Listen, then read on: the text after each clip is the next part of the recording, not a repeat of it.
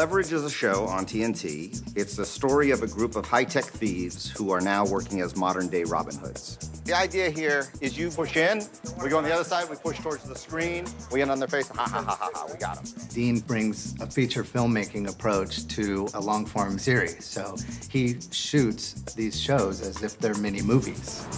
There's explosions, there's miniatures, there's CGI characters. On an episodic TV show, you don't see that very often. Max and Final Cut Studio are the backbone of our post facility. It's what really makes our digital workflow possible. We bought a building and we turned it into our little mini studio. We have our production offices there, we have business affairs there, we have legal, but mostly what we have is a complete soup to nuts, tapeless workflow. And it's all because of this new Apple technology. What we're doing with Leverage has pretty much been a pioneer effort in terms of digital post. We do everything ourselves, from shooting it digitally, Haley Mark, set, to tapeless delivery. Here we go, ready And action. We shoot on the Red 1 camera. That footage is stored as digital files. It never touches the tape. That drive is taken off the camera and taken to an ingest station on set, where the footage is offloaded as the raw red files. And then the hard drives come back to our offices where it's loaded onto the SAN. We work off of a storage area network. It's about 42 terabytes of space. By having a central brain, in essence, you have enormous efficiency. Each of the applications in Final Cut Studio has its own role to play in our workflow. We intentionally built our workflow around what each of those applications does. Final Cut Pro 7 is a pretty substantial rework of the application. I think the greatest thing about Final Cut is the ProRes codec, because this allows you to work in a format that is not only pristine and looks exactly like what you want your show to look like, but you can actually deliver this. What you see on the air comes right out of Final Cut. It's broadcast quality. It's beyond broadcast quality. It looks terrific. It's big, Monica. It's bigger than we thought. Some of our action sequences have upwards of 6 and 7 cameras. Final Cut multicam is fantastic.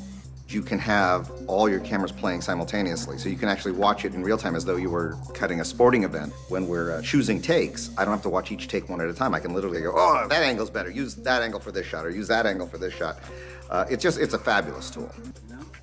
With Final Cut Pro 7, the thing that people will notice and relish immediately is the way it handles speed changes. Now it gives you the ability to ease in or ease out from a starting speed. One of the ways that we use it is we'll do like a bullet zoom where the camera tracks around a hallway. So taking something that's shot real time, speeding it up 100 to 1,000%. iChat Theater is fantastic. It essentially lets you on the fly be able to play out of your timeline straight into iChat. So I'm gonna run through some changes and some notes. Okay. The name of the game is instantaneous feedback. So the more quickly I can put cuts and changes in front of them, the better. Color is a real, proper color correction tool. In fact, we completely color our show in color. On my episodes, I like to completely color them myself. I just enjoy it, I fall in love with the tool, and I can make it look exactly the way I want it. This program is a real game changer.